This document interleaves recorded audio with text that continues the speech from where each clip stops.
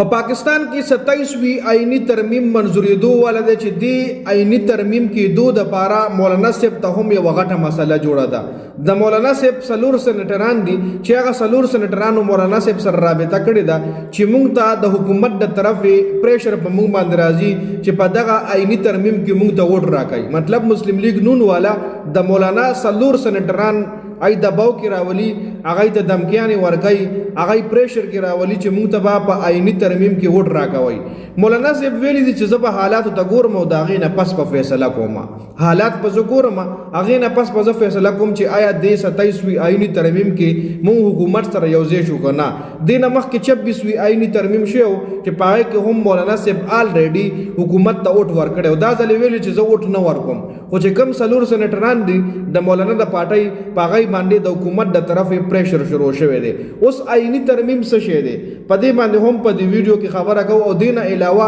پیپل پارټۍ دې حوالې سره څه اقدامات دي پیپل پارټۍ مسلم لیگ نون سره د آئینی ترمیم منظوري کنه د هغې څه رایه ده د هغې څه خبرې دي در سره هم په دې ویډیو کې شریک کوم ټول نه مخکې خو آئینی ترمیم دی له ویل کېږي چینجز له تبدیلی له ترمیم ویل کېږي لکه زموږ د ملک چې کوم آئین اور قانون دی دې کې چې ته تبدیلی راولې نو دی له ویل شي آئینی ترمیم په آئین کې چې ته ترمیم راولې څه بدلون پکې راولې څه نوې خبره پکې اډ کې نو هغې له آئینی ترمیم ویل شي لکه مثال خبره به زه داسې وکړم چې اوس آسان مثال به دله درکم د سرکاري سکول استادان دي مثال خبره هغه په 50 سال عمر کې ریټایر کیږي نو آئین کې به ترمیم وشي چې نه 50 سال نه دا به 60 سال کې د ریټایر کیږي نو دی له آئینی ترمیم ویل شي چې په آئین کې 50 سال لې دی ولا هغه 50 بدل کو 60 کو دا مله اسی او آسان مثال درکو اوس په دې 27 آئینی ترمیم کې حکومت د ملک په آئین کې کمی تبدیلیاں راولي نو دا نه عوام متخیل اور نه دغه پاټو لیکي نو په دې وجه پارټي ورلو دا نور پارټیان یا اپوزیشن لکه پی ټی آی ورلوي چې تاسو خو موږ لو خیای کنه تاسو کومه تبدیلی راولي خو دغه آئینی ترمیم راوستلو د پاره سلور سيزونه پکار وي نمبر 1 کابینه نه دغه آئینی ترمیم منظورول کابینه نه منظورول چې هغه لړینن منظور شو دویم پکې دا وی چې قومي اسمبلی نه هم منظورول وي قومي اسمبلی کې دغه آئینی ترمیم پیش شي په دې باندې بحث مباحثه وشي اپوزیشن ته پکې چره ابجیکشن وي نو په ابجیکشنو کې چروړه د موږ په دې اعتراض دی نو قومي اسمبلی نه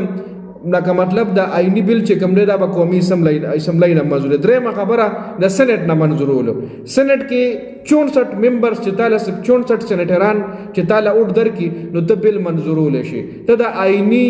ترمیم کول شي دا وخت حکومت سره 61 کسان دي 61 دغه سنټران دي درې ور سره کم دي نو دغه دریو د پاره هغه د مولانا کسان رانیولي د مولانا سنټران رانیولي دي چې لکه غوړې موږ به د آئینی ترمیم کې وټ راکوي او کنه راکوي بیا په پریشر غردول چې هغه لړي د ویډیو سٹارټ کې تاسو سره ما ډیسکس کا او ټول اخر اور چې کومه سټیپ ته پکې اگر صدر نه دسخط کول دي نو صدر خو آصف علي زرداری دی او خامخا دای رضا کړي وي او رضا کړي ویم نه نو دغه حواله سره دا خبره ده چې پیپل پارټي ورته ویل چې موږ به تاسو له 27 آئینی ترمیم کې ووټ درکو خو 18 آئینی ترمیم باندې چیړی